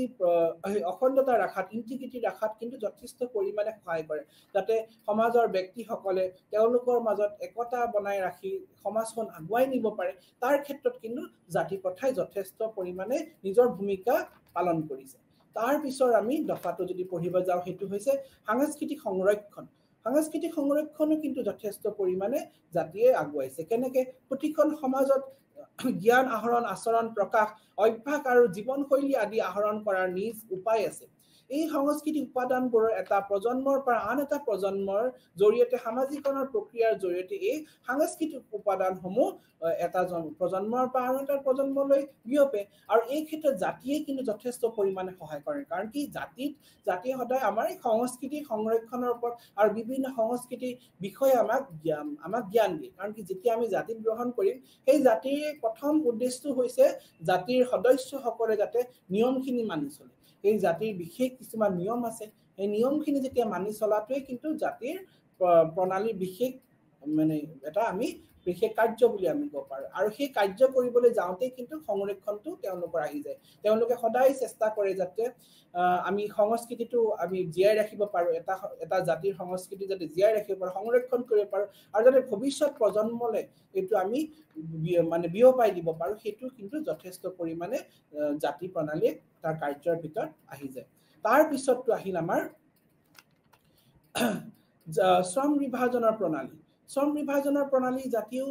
বহু ক্ষেত্ৰত শ্ৰম বিভাজন প্ৰণালী আমাক দেখুৱাই দিছে, কেনেকে প্ৰত্যেকটো জাতিত কেনেকে কি ধৰণে আমি শ্ৰম ভাগ কৰিব পাৰোঁ। সেইটো ক্ষেত্ৰত কিন্তু জাতি প্ৰণালীয়ে আগৰ পৰাই সহায় কৰিছে। জাতিয়ে শ্ৰম বিভাজনৰ অন্য ইউনিক ব্যৱস্থা গ্ৰহণ কৰিছে। সমাজৰ বাবে প্ৰয়োজনীয় সকলো কাৰ্যকলাপ বিভিন্ন শ্ৰেণীত বিভক্ত কৰা হৈছে আৰু বিভিন্ন জাতিৰ গোটক অৱৰ্তন কৰা হৈছে। এই ধৰণৰ শ্ৰম বিভাজনৰ মূলত উদ্দেশ্য সমাজখন সুস্থিৰভাৱে চলা। জাতি প্ৰণালীয়ে আমাৰ সমাজখনৰ বিভিন্ন শ্ৰম বিভাজন কৰিছে। প্ৰত্যেকটো একোটা জাতিক তেওঁলোকে যি উপজাতিসমূহ থাকে, সেই উপজাতি সেই বৰ্ণসকলক তেওঁলোকক বিশেষ কৰ্মৰ লগত নিযুক্ত কৰা হৈছে, আৰু সেই কৰ্মৰ লগতে সেই জাতিৰ বিশেষ পৰিচয় আছে। সেইকাৰণে জাতিয়ে কিন্তু শ্ৰম বিভাজনত বহুত অৱদান দিছে। তাৰ লগত আমি নেক্সট দফাটো আমাৰ ৰাজনৈতিক স্থিৰতাৰ বৃদ্ধি কৰা। আমাৰ ৰাজনৈতিক স্থিৰতা ষ্টেবিলিটি আনাও কিন্তু এটা জাতি প্ৰণালীৰ উল্লেখযোগ্য কাৰ্য। জাতি ব্যৱস্থা ৰাজনৈতিক ক্ষমতা এটা শ্ৰেণীক দিয়া, অৰ্থাৎ ক্ষত্ৰিয়সকলক ৰাজনৈতিক ক্ষমতা ৰখাৰ বাবে আন কোনো জাতিক ক্ষত্ৰিয়ৰ সৈতে প্ৰতিযোগিতা কৰিবলৈ অনুমতি দিয়া নহয়। গতিকে ৰাজনৈতিক প্ৰতিযোগিতা সংঘৰ্ষ আৰু হিংসাৰ পৰিহাৰ কৰে। আমি জাতি প্ৰথাত দেখিছো কি যে তেওঁলোক জাতিৰ প্ৰথাত সদায় ক্ষত্ৰিয়সকলকে তেওঁলোকে ৰাজনৈতিক ক্ষেত্ৰত আগবাঢ়িছে। তেওঁলোকে সদায় ৰাজতন্ত্ৰত ক্ষত্ৰিয়সকলে তেওঁলোকক স্থান দিয়া হৈছে। সেইকাৰণে আৰু তাৰ বেলেগ বৰ্ণৰ মানুহক সেই ৰাজনৈতিক শাসনত তেওঁলোকক কেতিয়াও দিয়া নাই। সেই ইন দিছ ৱে এই প্ৰকাৰে আমি দেখিছো কি ৰাজনৈতিক যি প্ৰব্লেমখিনি, যি প্ৰতিযোগিতা সংঘৰ্ষ, সেইখিনি নিজে নিজে আঁতৰি যায় যেতিয়া এক বিশেষ বৰ্ণৰ লোকক এটা বিশেষ স্থানতে ৰখা হৈছে, আৰু সেই বেলেগ বৰ্ণৰ লোকক সেই স্থানক যাতে কোনো পধ্যে আঘাত কৰিব দিয়া নাই, কোনো পধ্যে দিগদাৰ দিবলৈ দিয়া নাই, তেতিয়া অট'মেটিকেলি সমাজখনত কোনো সংঘৰ্ষ নহয়, কোনো সেই ৰাজনৈতিক দখল কৰিবলৈ চেষ্টা নকৰে। এনেকে আমি এই ধৰণে আমি যদি চাবলৈ যাওঁ, ৰাজনৈতিক কিন্তু স্থিৰতা অনাটো জাতি প্ৰণালীয়ে যথেষ্ট সহায় কৰিছে। তাৰ লগত জাতিগত বিশুদ্ধতা বজাই ৰাখিছে। জাতিগত বিশুদ্ধতাও কিন্তু জাতি প্ৰণালীয়ে বজাই ৰাখিছে। জাতি প্ৰণালীয়ে জাতি উপজাতি এণ্ডগামী কঠোৰ শাসন অনুকৰণ কৰিছে। এণ্ডগামী নিজৰ জাতি উপজাতিৰ ভিতৰতে বিবাহ প্ৰথা সদায় সেই ওপৰতে তেওঁলোকে গুৰুত্ব দিছে, যাতে জাতিসকলে তেওঁলোকৰ মাজতে বিবাহ প্ৰথাটো সদায় ৰাখে। অন্য জাতিৰ লগত তেওঁলোকে জাতি প্ৰণালী কেতিয়াও কেতিয়াও এনকাৰেজ কৰা নাই। এনেকে আমি দেখিছো যে জাতি প্ৰণালীয়ে বিশুদ্ধতা বজাই ৰাখিছে আৰু সংৰক্ষণ কৰাত কিন্তু যথেষ্ট পৰিমাণে তেওঁলোকে নিজৰ ভূমিকা পালন কৰিছে। যে আমি এইটোৱে দেখিলো কি জাতি প্ৰণালীৰ কাৰ্য অত্যন্ত বহুত বেছি। জাতি প্ৰণালীয়ে আমাৰ বহুত আমাৰ জাতি প্ৰণালী আমাৰ ভাৰতবৰ্ষত তেওঁলোকৰ কাৰ্য যিখিনি জাতিৰ ওপৰত যি কাৰ্য আছে সেই জাতি প্ৰণালীয়ে বহু পৰিমাণে সহায় কৰিছে আৰু লগতে আমি শেষৰ কাৰ্যটো আমি কি আছিল সেইটো অৰ্থনৈতিক বিকাশৰ উদগনি যোগায় অৰ্থনৈতিক বিকাশৰ ক্ষেত্ৰতো কিন্তু জাতি প্ৰণালীয়ে সহায় কৰিছে জাতি প্ৰণালীৰ ব্যৱস্থাই প্ৰতিটো জাতিক এক নিৰ্দিষ্ট জীৱিকাৰ অৱৰ্তন কৰাত সহায় কৰিছে যেতিয়া এটা জাতিয়ে প্ৰজন্মৰ পিছত এটা বৃত্তি প্ৰজন্ম অব্যাহত ৰাখে তেতিয়া এইটো স্পষ্ট যে এই গুণগত বস্তু প্ৰস্তুত কৰিব পাৰিব যেতিয়া এটা বিশেষ জাতিয়ে তেওঁ ক্ৰমান্বয়ে প্ৰজন্মৰ বা প্ৰজন্ম তেওঁ এটা বিশেষ যেতিয়া এটা বৃত্তিৰ লগত জড়িত হ'ব তেতিয়া তেওঁ সেই বৃত্তিত তেওঁৰ মানদণ্ড যোনটো লেভেল অফ মানে এক্সপাৰ্টাইজ সেইটো তেওঁৰ যিটো তেওঁ মানে লেভেল থাকিব বস্তুটো তৈয়াৰ কৰা সেইটো একদম হাই লেভেলৰ হ'ব একেবাৰে কোৱালিটি ভাল হ'ব তেতিয়া তেওঁ সেই বিশেষ গুণটোৰ বাবে তেওঁ সেই জাতিটো চিনাক্তকৰণ কৰিব আমি কৰিব পাৰিম সেইকাৰণে জাতি প্ৰথাই কিন্তু আমি ইফালৰ পৰা যদি চাবলৈ যাওঁ জাতি প্ৰথাই কিন্তু আমাৰ ইকনমিক ডেভেলপমেণ্টৰ ক্ষেত্ৰতো কিন্তু অৰ্থনৈতিক বিকাশৰ ক্ষেত্ৰতো বহুত ক্ষেত্ৰত উদগনি যোগাইছে আৰু যেনেকৈ উদাহৰণস্বৰূপে ভাৰতবৰ্ষৰ হস্তশিল্পৰ যদি সামগ্ৰী আমাৰ ইণ্টাৰনেশ্যনেল ইয়াৰ স্বীকৃতি আছে হস্তশিল্পৰ ইমান সামগ্ৰী ধুনীয়াকৈ আছে ধুনীয়া আছে আৰু সেই হস্তশিল্পৰ লগত কিন্তু বিশেষ কিছুমান জাতি জড়িত আছে আৰু সেই জাতিয়ে সেই হস্তশিল্প বিশেষ ধৰণৰ হস্তশিল্পৰ লগত তেওঁলোকে নিযুক্ত হৈ আছে আমি যদি চাবলৈ যাওঁ এইটোৱে গম পালো কি জাতি প্ৰণালীৰ কাৰ্য অত্যন্ত বহল আৰু জাতি প্ৰণালীৰ কাৰ্যৰ জৰিয়তে তেওঁলোকে নিজকে প্ৰতিষ্ঠা কৰিছে তাৰ পিছৰ যোনটো আমি আৰু এটা কনসেপ্ট আছে যজমানী প্ৰথা তো যজমানী প্ৰথাটোনো কি জাতিৰ প্ৰণালীৰ লগত যজমানী প্ৰথাও বহু পৰিমাণে জড়িত হৈছে যজমানী প্ৰথা হৈছে এখন গাঁৱত বিভিন্ন জাতিৰ গোটৰ মাজত সম্পৰ্কিত অৰ্থনৈতিক সামাজিক আৰু ৰীতি নীতিৰ এক প্ৰণালী এই ব্যৱস্থাৰ অধীনত কিছুমান জাতিৰ পৃষ্ঠপোষক আৰু আন কিছুমান জাতিয়ে গাঁৱৰ আন লোকৰ সেৱা আগবঢ়ায় যেতিয়া এটা বিশেষ জাতিয়ে তেওঁলোকে অন্য এটা জাতিক নাইবা উচ্চ বৰ্ণৰ জাতিক তেওঁলোকে সেৱা আগুৱাই সেই প্ৰথাটোকে আমি যজমানী প্ৰথা বুলি ক'ব পাৰি আৰু সেই জাতিবোৰৰ উচ্চ বা মধ্যপতীয় জাতিৰ ভূমিকাসকলৰ তেওঁলোকৰ সেৱা আগবঢ়ায় আৰু তাৰ বিনিময়ত তেওঁলোকে তাৰ পৰা অৰ্থ সহায় পায় যেতিয়া সেই বিশেষ জাতিয়ে তেওঁলোকে নিজৰ কৰ্মৰ জৰিয়তে উচ্চ বৰ্ণৰ জাতিক সহায় আগবঢ়ায় তেতিয়াই কিন্তু যজমানী প্ৰথা আমি ক'ব পাৰোঁ তেওঁলোকে সেই সহায়ৰ বদলি তেওঁলোকে সেই শ্ৰমৰ বদলি তেওঁলোকে বহুত ধৰণৰ সুবিধা পায় এনেকুৱা উদাহৰণ আছে য'ত তেওঁলোকে নিম্ন বৰ্গৰ যদি এটা বৰ্ণৰ লোকে জাতিয়ে যেতিয়া উচ্চ বৰ্ণক সহায় কৰিব তেওঁ কৰ্মৰ জৰিয়তে তেতিয়া সেই উচ্চ বৰ্ণৰ লোকসকলে সেই বিশেষ জাতিটোক তেওঁৰ মাটি দান দিয়া নাইবা মাটি দান দিয়া ঘৰ বনাই দিয়া আৰু তেওঁৰ খাদ্য বস্ত্ৰ অন্ন বস্ত্ৰৰ সুৰক্ষাও প্ৰদান কৰে সেইকাৰণে সেই যজমানী প্ৰথাটো কিন্তু আমাৰ ভাৰতবৰ্ষত বহু পৌৰাণিক আৰু বৰ্তমান এইটো কিছু অঞ্চলত আছে কিন্তু ক্ৰমান্বয়ে ইয়াৰ বিলুপ্তি ঘটিছে তাৰ লগতে আমি এইটোৱে গম পালো কি ভাৰতবৰ্ষৰ জাতি প্ৰথাই পৰম্পৰাগত সামাজিক সংগঠন অব্যাহত ৰাখিছে ই বহুতো সম্প্ৰদায়ৰ লোকসকলৰ প্ৰত্যেক জীৱনৰ এক নিৰ্দিষ্ট উপায় অধিকাৰ নিশ্চিত কৰিছে ব্যক্তিসকলৰ সামাজিক সুৰক্ষা প্ৰদান কৰিছে সোশ্যাল সিকিউৰিটি দিছে আৰু এয়া হৈছে ব্যক্তিজনৰ জাতি যি বিবাহৰ তেওঁৰ পছন্দ কঢ়িয়াই আনিছে ৰাজ্যিক ক্লাব অনাথ আশ্ৰম আৰু সমাজৰ ভূমিকা পালন কৰিছে লগতে ই স্বাস্থ্য বীমাও প্ৰদান কৰিছে ই আনকি তেওঁলোক অন্তঃক্ৰিয়াৰ ব্যৱস্থাও কৰি দিছে কেনেকে যেনেকে এটা বিশেষ ব্যক্তি এজনে যেতিয়া বিশেষ এটা জাতিত জন্মগ্ৰহণ কৰে সেই জাতিটোত তেওঁ কোনো নাথাকিল তেওঁ কিবা কাৰণত যদি পৰিয়ালৰ অন্য সদস্য ঢুকাইও যায় তেতিয়া সেই ব্যক্তিজনৰ সমস্ত দায়িত্ব সেই জাতিটোৱে লয় তেওঁৰ মৰাৰ পৰ্যন্ত তেওঁৰ সমস্ত দায়িত্ব লয় আৰু মৰাৰ পিছতো তেওঁৰ যিখিনি ৰিচুৱেলছ থাকিব সেইখিনি দায়িত্ব কিন্তু জাতিৰ ভিতৰতে কৰে আমি দেখিছো যেতিয়া এক বিশেষ জাতিৰ লোকসকলে যেতিয়া ঢুকায় তেতিয়া সেই জাতিৰ মানুহসকলেই কিন্তু আহে সেই জাতিৰ নিয়ম মতেই কৰে সেই জাতিৰ যিখিনি নিয়ম আছে সেই নিয়ম মতে কিন্তু তেওঁৰ সমস্ত কাজ কৰ্মখিনি কৰে আৰু সেই জাতিৰ লোকসকলে আহি পেলাই কৰিব লাগিব এইকাৰণে বিশেষ জাতিৰ যেতিয়া কোনোবা লোক ঢুকায় সেই বিশেষ জাতিৰ সদস্যসকলে আহি পেলাই কৰিব লাগিব কাম পাৰ্টিকুলাৰ গ্ৰুপ সেই কাষ্টৰ মানুহে আহি পেলাই কিন্তু তেওঁৰ যি কাজকৰ্ম থাকিব সেই কাজকৰ্মখিনি কৰিব লাগিব, অন্য সদস্য আহি কৰিব নোৱাৰে। কাৰণে জাতিয়ে তেওঁৰ অন্তঃক্ৰিয়াৰ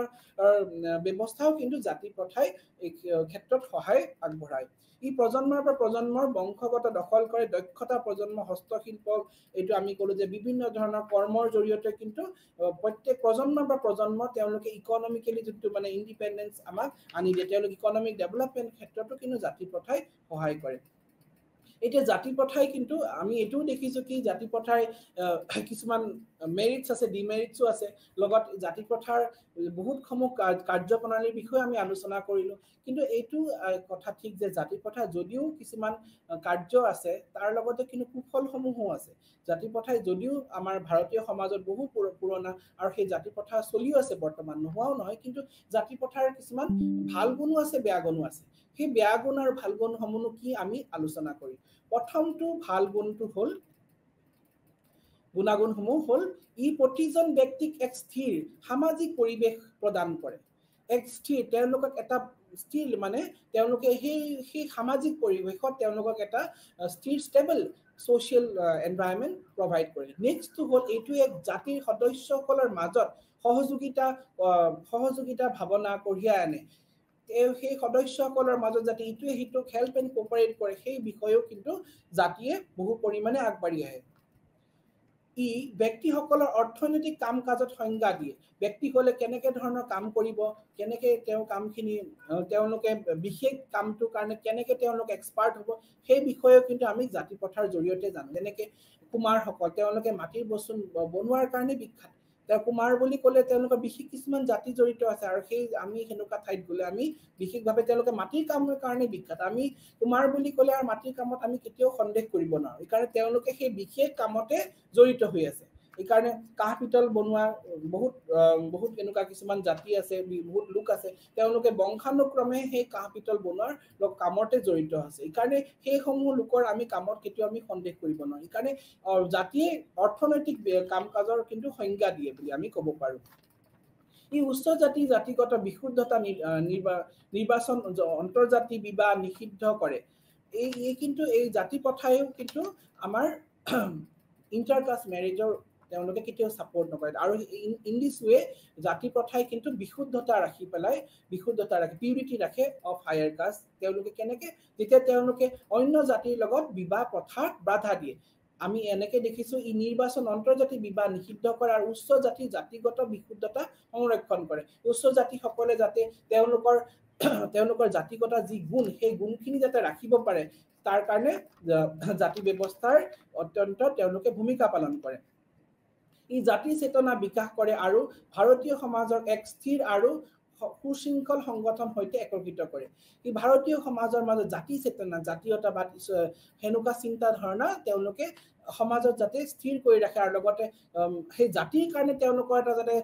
চেতনা থাকিব, জাতিৰ কাৰণে যাতে তেওঁলোকে কাম কৰি আগবাঢ়ি যাব, এনেকুৱা জাতীয় চেতনাৰ বিষয়ে তেওঁলোকে সদায় আগবাঢ়ি যাবলৈ সহায় কৰে। মানৱ ইতিহাসৰ সময়ত জাতি ব্যৱস্থাই বৈচিত্ৰ্যৰ মাজত একতা বজাই ৰাখে আৰু এক প্ৰকাৰৰ জাতিগত আৰু সাংস্কৃতিক সম্প্ৰীতি অৰ্জন কৰে। আমাৰ যাতে কালচাৰ ইউনিটি থাকে, আমাৰ ইউনিটি ইন ডাইভাৰ্চিটি যোনটো আমাৰ ভাৰতীয় সমাজৰ এক উল্লেখযোগ্য আমাৰ বৈশিষ্ট্য, সেইটো ক্ষেত্ৰতো কিন্তু আমাৰ জাতিয়ে বহু পৰিমাণে সহায় কৰে। এতিয়া জাতি প্ৰথাৰ কিছুমান কুফলো আছে। কুফলসমূহনো কি কি? এই শ্ৰমিক গতিশীলতাক অস্বীকাৰ কৰিছে, কিয়নো ব্যক্তিজনে জাতিগত জীৱিকা অনুকৰণ কৰিব লাগে আৰু ইয়াক তেওঁৰ দৰে আৰু ডেভেলপমেণ্ট আনাত কিন্তু যথেষ্ট ক্ষেত্ৰত সহায় নকৰে। কাৰণ কি আমি দেখিছো কি জাতি ই শ্ৰম বিভাজন গতিশীলত বাধা দিয়ে। যদি এজন ব্যক্তি তেওঁৰ বহুত টেলেণ্ট আছে, তেওঁ টেলেণ্ট থাকিলেও তেওঁ কিন্তু কোনটো জাতিত বিলং কৰিছে সেই জাতিটোৰ আধাৰত কিন্তু তেওঁৰ অকুপেশ্যনটো তেওঁ বাছি ল'ব লাগিব। তেওঁৰ যদি টেলেণ্ট থাকিলেও তেওঁ কিন্তু সেইটো জাতিটোতে তেওঁ থাকিব লাগিব। সেই ক্ষেত্ৰত কিন্তু জাতি প্ৰথাই আমাৰ বহুত ক্ষেত্ৰত শ্ৰম গতিশীলতাত বাধা দিছে, লেবাৰ মবিলিটিত বাধা দিছে। আৰু সেনেকুৱা ক্ষেত্ৰত কিন্তু কি হয়, তেতিয়া কাৰোবাৰ ভিতৰত যদি কিবা টেলেণ্ট আছেও সেই টেলেণ্টটো কিন্তু কেতিয়াও আমি বাহিৰলৈ ওলাবলৈ নিয়া নহয়। তেতিয়া সেই যদি তেওঁৰ কিবা যদি ভিতৰীয়া তেওঁৰ টেলেণ্ট আছে, তেওঁ জানে কিবা কামত, কিন্তু তেওঁৰ জাতিৰ কাৰণে তেওঁ যিহেতু বিশেষ এটা জাতিত জন্মগ্ৰহণ কৰিছে, সেই জাতিটোত জন্মগ্ৰহণ কৰাৰ কাৰণে তেওঁ সেই কামৰ পৰা তেওঁ কামটো কৰিব দিয়া নহয় আৰু তেওঁ সেই জাতিৰ কৰ্মৰ লগতে তেওঁ জড়িত কৰি থৈ দিয়ে। তাৰ পিছৰ নেক্সটটো আমি যোনটো আমি পইণ্টটো আছে ই অস্পৃশ্যতাৰ বাল্য বিবাহ যৌতুক প্ৰণালী আৰু জাতীয়তাবাদৰ দৰে অন্য সামাজিক কুফললৈ আনি দিয়ে জাতীয়তাবাদ আৰু লগতে যৌতুক প্ৰণালী বাল্য বিবাহ এনেকুৱা ধৰণৰ বহুত সামাজিক কুপ্ৰথা আছে সেই জাতি প্ৰথাই কিন্তু এইসমূহ কুপ্ৰথাক কিন্তু উদগনি যোগায় সেই ক্ষেত্ৰত কিন্তু আমি জাতি প্ৰথাৰ কিছু প্ৰব্লেমো আছে তাৰ লগত আমি নেক্সট যদি আমি পইণ্টটো চাওঁ এই সমাজৰ সংহতি আৰু ভাতৃত্ববোধৰ বিকাশৰ আন এক জাতিৰ পৰা পৃথক কৰি আৰু তেওঁলোকৰ মাজত সামাজিক বাৰ্তালাপ অস্বীকাৰ কৰি বিকল কৰে জাতি প্ৰথাই সামাজিক সংহতি আৰু ভাতৃত্ববোধৰ ক্ষেত্ৰতো কিন্তু বহুত ডেভেলপমেন্টৰ ক্ষেত্ৰতো বাধা আনি দিয়ে কাৰণ কি আমি যদি এই জাতি প্ৰথাৰ নাম লৈ যদি আমি ইজনে সিজনক আমি উচ্চ নিচ্চ এনেকুৱা যদি ভাৱ আনো তেতিয়া সমাজত সমাজখন কেনেকে আগুৱাই যাব সেই ক্ষেত্ৰত জাতিয়ে কিন্তু আমাৰ সামাজিক সংহতি আৰু ভাতৃত্ববোধৰ ক্ষেত্ৰত বিকাশৰ ক্ষেত্ৰত যথেষ্ট বাধা আৰোপ কৰিছে ইয়াৰ ফলত প্ৰায় মানুহে ভুল জীৱিকা ল'ব লগা হয় জাতি প্ৰণালীয়ে অধিক এজনক আনৰ বৃত্তিত গ্ৰহণ কৰিব নোৱাৰে যেহেতু এটা বিশেষ জাতিত এজন ব্যক্তি জন্মগ্ৰহণ কৰিছে সেই বিশেষ জাতিত তেওঁ চিৰজীৱন থাকিব লাগিব আৰু সেই চিৰজীৱন থকাৰ কাৰণে তেওঁ সেই বিশেষ জাতিৰ যি কৰ্মৰ লগতে তেওঁ জড়িত হ'ব লগা হৈছে আৰু সেই কৰ্মৰ লগত জড়িত হোৱাৰ বাবে তেওঁ যিটো বেলেগ এটা কাম কৰিব বিচাৰিছে তেওঁ কিন্তু সেইটো কামটো কৰিব নোৱাৰে তেওঁ বাধা আৰোপ কৰে সেই ক্ষেত্ৰত জাতিৰ এইটো এটা উল্লেখযোগ্য ডিমেৰিটছ বুলি ক'ব পাৰো ই ৰাষ্ট্ৰীয় সামাজিক আৰু অৰ্থনৈতিক প্ৰগতিৰ ক্ষেত্ৰত এক বাধা কিয়নো মানুহে কৰ্মৰ তত্ত্বত বিশ্বাস কৰে আৰু তেওঁলোকক ৰক্ষণশীল হৈ পৰে যেহেতু আমি কাষ্ট সিস্টেমত দেখিছো ৰক্ষণশীল মানে কনজাৰভেটিভ হৈ যায় কৰ্মৰ ওপৰত যি হ'ব কৰ্মই মোৰ এইটোৱে কৰ্ম এইটোৱে কৰিব লাগিব মোৰ এইটোৱে মোৰ জাতিৰ লগত মোৰ কৰ্ম জড়িত হৈ আছে এনেকুৱা ধৰণৰ যদি মানুহৰ মানে থিংকিং থাকে কনচেপ্ট থাকে তেতিয়া কিন্তু কেতিয়াও সমাজখন আগুৱাই নাযায় এই ক্ষেত্ৰত জাতি প্ৰথাই এইটো বাধা হিচাপে কাম কৰে নিম্ন বৰ্ণৰ প্ৰতি উচ্চ বৰ্ণৰ ভুল আচৰণ বাবে ৰাষ্ট্ৰীয় ঐক্যতা বৃদ্ধি বাধা হিচাপে প্ৰমাণিত কৰিছে যেতিয়া উচ্চ বৰ্ণৰ লোকসকলে নিম্ন বৰ্ণৰ লোকসকলক হীন ভাৱনাৰে চাই তেতিয়া কিন্তু ৰাষ্ট্ৰীয় সংহতিত কিন্তু যথেষ্ট পৰিমাণে বাধা আৰোপ কৰিছে এই সাম্প্ৰদায়িক উত্তেজনা সৃষ্টি কৰে যি ৰাষ্ট্ৰীয় ৰাজনৈতিক ঐক্য প্ৰভাৱিত কৰে কেতিয়াবা আমি কমিউনেল ডিষ্টাৰবেন্স এনেকুৱা বহুত দেখিছো যে বিশেষ জাতি এটা জাতিক মানে মাজত মাৰপিট কেতিয়া কাজিয়া হৈ যাব পাৰে বহুত ধৰণৰ সামান্য কথা লৈ পেলাই এনেকুৱা জাতীয় মানে আমি দেখিছো সমাজত বহুত ধৰণৰ অস্থিৰতা আমি দেখিছো সেইসমূহৰ কাৰণেও কিন্তু আমাৰ সমাজত বহুত ধৰণৰ প্ৰব্লেম আহিব পাৰে এইটো নিশ্চিত যে অগণতান্ত্ৰিক কাৰণে ই সকলোৰ সমানে অধিকাৰ অস্বীকাৰ কৰে যেহেতু এইটো আনডেমক্ৰেটিক কাৰণ কি আমি দেখিছো জাতি প্ৰথাত সকলোকে সমানে অধিকাৰ দিয়া নাই উচ্চ জাতিসকলৰ অধিকাৰ বেছি আৰু নিম্ন জাতিসকলৰ অধিকাৰ কম সেইকাৰণে সেই বিশেষ অধিকাৰ যিহেতু দিয়া হৈছে এক বিশেষ শ্ৰেণী তাৰ কাৰণে নিম্ন জাতিৰ মাজত সেইটো সদায় হাহাকাৰ হৈছে আৰু সেইকাৰণে আমি আনডেমক্ৰেটিক বুলি ক'ব অগণতান্ত্ৰিক বুলি ক'ব পাৰোঁ কাৰণ কি বিশেষ অধিকাৰৰ পৰা এক শ্ৰেণী হয়তো লাভ হৈছে আৰু সেই এক শ্ৰেণী সেই বিশেষ অধিকাৰৰ পৰা তেওঁলোকে বঞ্চিত হৈছে এতিয়া জাতি প্ৰণালীৰ পৰিৱৰ্তনৰ কাৰকসমূহ আমি কিনো সেইসমূহ আমি শৰ্টকে আমি আলোচনা কৰি লওঁ প্ৰথমটো হৈছে আধুনিক শিক্ষাই কিন্তু জাতি প্ৰণালীৰ ক্ষেত্ৰত যথেষ্ট পৰিমাণে সহায় কৰিছে যেনেকৈ পৰিৱৰ্তনৰ ক্ষেত্ৰত যেতিয়া ব্ৰিটিছসকল ইংৰাজসকল আহিল তেওঁলোকে আমাৰ ভাৰতবৰ্ষত আধুনিক শিক্ষাৰ জৰিয়তে ভাৰতীয় সমাজত নতুন চেতনা জগাইছে নতুন চিন্তাধাৰা জগাইছে তেতিয়া মানুহৰ মাজত বহুত ধৰণৰ কুপ্ৰথা জাতিৰ কুপ্ৰথা যিসমূহ আছিলে সেইসমূহ বন্ধ হৈ গৈছে উদাহৰণস্বৰূপে সতী প্ৰথা বাল্য বিবাহ প্ৰথা এনেকুৱা বহুত ধৰণৰ প্ৰথা কিন্তু আধুনিক শিক্ষাৰ জৰিয়তে কিন্তু সমাপ্ত হৈছে তাৰ লগত উদ্যোগীকৰণ যেনেকে নাগৰিকৰণ সেইবিলাকো কিন্তু আমাৰ ভাৰতীয় জাতি প্ৰথাত পৰিৱৰ্তন আনাত সহায় কৰিছে উদ্যোগীকৰণৰ ক্ষেত্ৰত আমি দেখিছো ইণ্ডাষ্ট্ৰি হোৱাৰ কাৰণে যেতিয়া আগতে এটা উচ্চ বৰ্ণৰ লোকসকলে নিম্ন বৰ্ণৰ ছায়াটোকে যেতিয়া সহ্য কৰিব নোৱাৰিছিল কিন্তু যেতিয়া এটা ইণ্ডাষ্ট্ৰিত তেওঁলোকে কাম কৰিব লগা হৈছে তেতিয়া কোন উচ্চ কোন নিচ এনেকুৱা ধৰণৰ ধাৰণা নাহে তেওঁলোকৰ মনত আৰু সেনেকুৱা সুবিধাও দিয়া নাযায় ইলজিকেল বুলি ভাবে এই কথাটো কোনো কাৰণে নাহে এই কাৰণে উদ্যোগীকৰণৰ ক্ষেত্ৰত কিন্তু জাতি প্ৰথাৰ পৰিৱৰ্তনৰ ক্ষেত্ৰত যথেষ্ট পৰিমাণে সহায় কৰিছে তাৰ লগতে নগৰীকৰণ হ'ল জাতি প্ৰথাৰ মাজত যথেষ্ট পৰিমাণে চেঞ্জেছ আহিছে তাৰ লগত পৰিবহন আৰু যোগাযোগৰ আধুনিক মাধ্যম যেতিয়া পৰিবেশন আৰু যোগাযোগৰ আধুনিক মাধ্যম হ'ল আমি জাতিগতৰ পৰিৱৰ্তন আনিছে জাতিৰ মাজত পৰিবহনে কিন্তু যথেষ্ট পৰিমাণে সহায় কৰিছে জাতিৰ মাজত যি বিভেদ আছে সেই ক্ষেত্ৰত দূৰ কৰাত যথেষ্ট পৰিমাণে সহায় কৰিছে সম্পদৰ গুণৰ বৃদ্ধি আগতে কি আছিলে আমাৰ যোনটো কাষ্টত বৰ্ণ কৰিছে যদি কাষ্টটো ওপৰ কাষ্ট হেতুকে বেছি গুৰুত্ব দিছিল কিন্তু এতিয়া কি হল যেতিয়া সময় পৰিৱৰ্তন হল সম্পদৰ ওপৰতহে গুৰুত্ব দিলে যাৰ সম্পদ বেছি তাকে বেছি উচ্চ স্থান দিয়া হল সমাজত সি নিম্ন বৰ্গৰ হলেও কোনো কথা নাই তাৰ পিছৰ যোনটো আমাৰ প্ৰণালী হেতু আইনী প্ৰণালীৰ জৰিয়তেও কিন্তু যথেষ্ট পৰিমাণে জাতিত পৰিৱৰ্তন হৈছে তাৰ পিছত আমাৰ সংস্কৃতিকৰণ পশ্চিমীয়াকৰণ আৰু ধৰ্ম নিৰপেক্ষৰ ক্ষেত্ৰতো কিন্তু আমাৰ ভাৰতবৰ্ষত যথেষ্ট পৰিমাণে পৰিৱৰ্তন হৈছে এইকাৰণে আমি এইটোৱে ক'ব পাৰো কি ভাৰতবৰ্ষত জাতি প্ৰণালী যথেষ্ট পৰিমাণে পৰিৱৰ্তন হৈছে আৰু সেইটো পৰিৱৰ্তন হৈও থাকিব আৰু আগলৈও হৈ থাকিব সমাজতান্ত্ৰিক ধাৰণাবিলাক আৰু লগতে নতুন সামাজিক আন্দোলন সেই আন্দোলনসমূহ কিন্তু আমাৰ ভাৰতবৰ্ষত জাতি প্ৰথা যথেষ্ট পৰিমাণে দূৰ কৰাত সহায় কৰিছে যেনেকৈ ব্ৰহ্ম সমাজ প্ৰাৰ্থনা সমাজ এই সমাজসমূহে কিন্তু ৰামকৃষ্ণ মিছন এই আন্দোলনসমূহে কিন্তু ভাৰতবৰ্ষত যি জাতি প্ৰথাৰ কুসংস্কাৰ আছিল সেই দূৰ কৰাত যথেষ্ট পৰিমাণে আগুৱাই গৈছে আৰু তেতিয়াই যদিহে ভাৰতবৰ্ষৰ জাতি প্ৰথা আমি পাহৰি পেলাই যেতিয়া আমি সব ভাৰতবৰ্ষৰ সব লোক একগোট হৈ পেলাই আমি কাম কৰিম তেতিয়াই কিন্তু ভাৰতবৰ্ষ আগুৱাই যাব আৰু তেতিয়া জাতি প্ৰথাৰ আমি বিভেদসমূহ যেতিয়া পাহৰি আমি নিম্ন উচ্চ জাত সেইসমূহ যদি আমাৰ বিভেদ পাহৰি যেতিয়া আমি আগুৱাই যাম তেতিয়াই কিন্তু ভাৰতবৰ্ষ আগুৱাই যাব ইয়াতে কৈ পেলাই আজি মোৰ বক্তব্য সামৰি মাৰিলো নমস্কাৰ